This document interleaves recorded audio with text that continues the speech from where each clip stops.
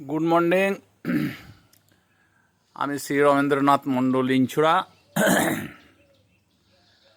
আজ সকালে আমার নিজের বাড়ির পিছনে যে আম গাছটি আছে, সেই আম গাছটি থোকো থোকো আম ধরেছে, সেইগুলোই আপনাদের পরিবেশন করছি।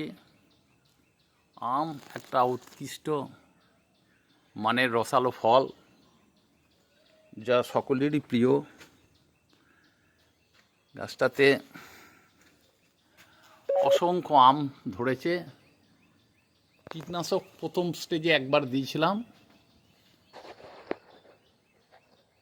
দ্বিতীয় স্টেজে একটা ট্যাপ, মানে ওই ফল ছিদ্র করার একটা পোকা সমস্ত ফসলের উপরই হয়, সেইটা গাছে অ্যাপ্লাই করেছি। তাতে নিয়ার অ্যাবাউট, পোকা তো আর গোনা যায় না, 2000 পিস পোকা ঢুকেছে ওর ভিতরে বিগত 15 দিনের মধ্যে। আর এতে আম খুব কালার এবং চকচকে থোকো থোকো আম, খুবই ভালো জিনিস, মানে আশা করা যায় না।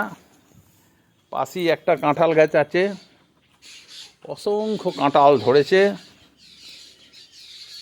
আজ থেকে প্রায় 1-1.5 মাস আগেই বাজারে কিছু কাঁঠাল বিক্রয় করিয়েছি।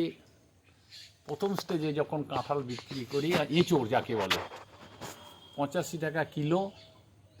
পরের স্টেজে করলাম 65, থার্ড স্টেজে করলাম 45।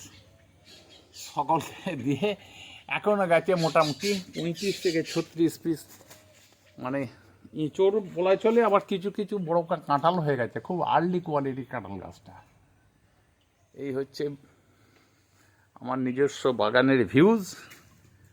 আর পাশে রয়েছে 2টি জবা গাছ, প্রতিদিন নিত্য পুজোর জন্য যেটুকুন লাগে।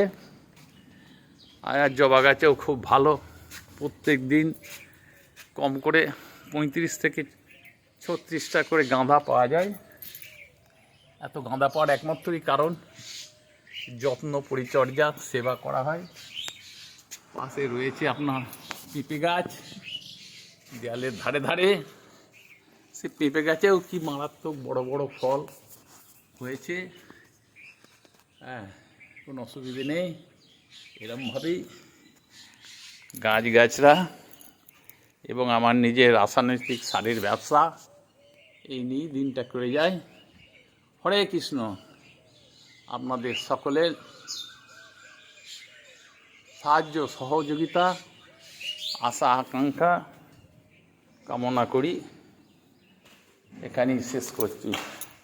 হরে কৃষ্ণ, হরে কৃষ্ণ, হরে কৃষ্ণ, রাধে রাধে।